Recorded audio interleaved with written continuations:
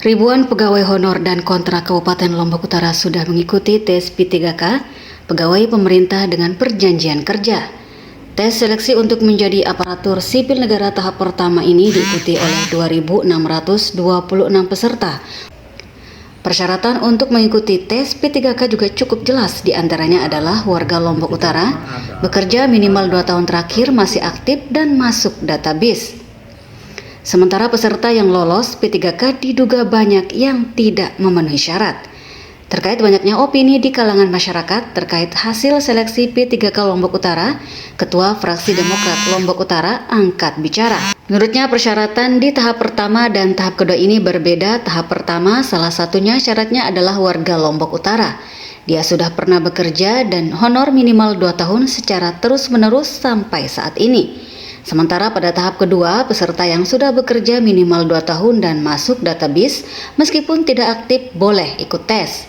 Ardianto juga menegaskan jika memang ada peserta yang terbukti sudah putus atau tidak bekerja aktif sampai saat ini dan bisa lolos nanti, bisa dilakukan cross-check ke dinas-dinas kenapa bisa.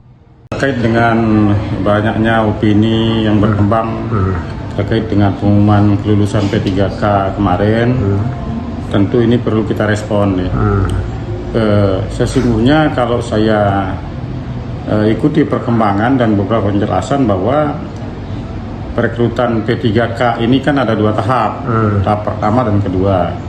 Untuk tahap pertama kemarin dari 940 formasi ya, dan diikuti oleh 2.620 peserta lebih. Dan itu dinyatakan lulus sebanyak 867, sekitar itu yang lulus. Itu terdiri tenaga teknis, tenaga kesehatan, dan tenaga guru, dan guru terbanyak itu. Nah, kemudian tentang persyaratannya, ya, di tahap pertama dan kedua ini memang beda. Di tahap pertama itu salah satu syaratnya adalah dia warga Lombok Utara, tidak dari luar Lombok Utara satu. Ya. Yang kedua, dia sudah pernah bekerja minimal 2 tahun. Ya, sudah pernah honor minimal 2 tahun secara terus-menerus sampai saat ini. Ya, ketika memang ada peserta yang terbukti memang dia sudah putus atau sedang tidak bekerja aktif sampai saat ini ternyata juga mengikuti dan bisa lolos, tentu bisa kita cek nanti. Harus dicek nih siapa, kemudian kenapa dia bisa lolos, keterangan aktifnya dari mana gitu. Karena ini harus aktif sampai saat ini dan itu sudah kita konsultasikan dengan BKD gitu.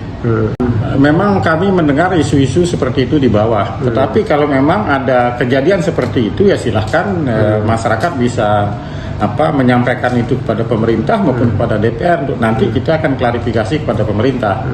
Nah, karena ini kan isu yang kita dengar. Nah, pastinya kan kita tidak tahu persis apakah memang benar yang bersangkutan lolos ini dia sedang tidak aktif bekerja, artinya sedang berhenti. Nah, maka kalaupun itu ada, dia jadwalnya ikut tuh di tahap kedua, dia bukan di tahap pertama kemarin. Karena tahap kedua itu boleh orang yang sedang tidak aktif tetapi sudah masuk database dan pernah bekerja 2 tahun, boleh dia ikut besok di tahap kedua gitu. Kalau nanti ternyata itu ada dan terbukti ya maka yang paling tidak yang kita cek surat keterangan aktifnya dari mana, dan itu bisa saja yang bersangkutan gugur gitu, karena dia tidak memenuhi syarat untuk ikut di tahap pertama itu.